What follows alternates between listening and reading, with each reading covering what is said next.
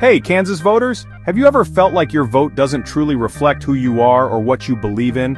In Kansas, there's a growing movement working to change that. It's called fusion voting, and it could transform how we choose our leaders. From the perspective of the United Kansas Party, let's explore the past, present, and future of fusion voting in the Sunflower State. Back in the late 1800s, Kansas was a place of bold political ideas. Fusion voting was a key part of that. It's a system where multiple parties can nominate the same candidate, letting voters support that person under the party label that best matches their values. This gave smaller parties a real shot at making a difference. Take the rural farmers in the 1890s. They teamed up with major parties through fusion voting to elect candidates who stood for farmers' rights and economic fairness, issues the big parties often ignored. In 1892, this strategy paid off big time. Populist Lorenzo Llewellyn won the governor's race with their support, beating the incumbent and shaking up the political scene. But the major parties didn't like this threat to their power. In 1901, Kansas Republicans pushed through a law banning fusion voting, locking the state into a two-party system. It was a move repeated across the country, sidelining smaller voices like the populists. Fast forward to today, and the United Kansas Party is leading the charge to bring fusion voting back. They believe the ban isn't just outdated, it's unconstitutional, stomping on our rights to free speech and association. In 2024, the party took action, filing lawsuits in Saline and Reno counties to challenge the anti-fusion laws.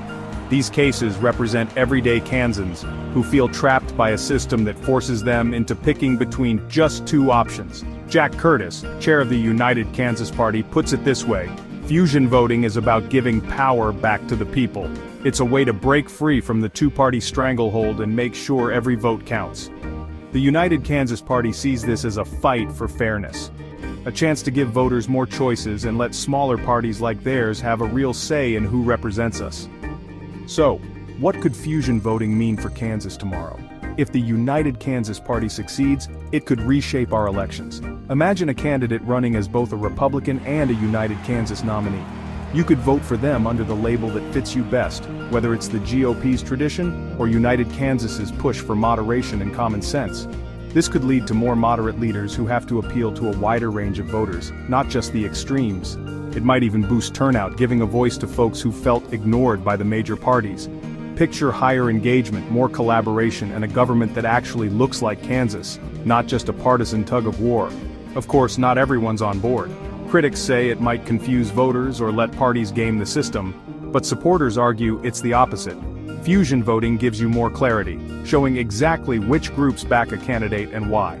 As the legal fight unfolds, the United Kansas Party sees fusion voting as more than just a tweak to election rules. It's a chance to reimagine democracy itself, a system where every voice matters, where compromise isn't a dirty word, and where Kansans can vote their values without settling for less. Will Kansas stick with a system that boxes us into two choices, or will we step towards something bigger? The future's up to us.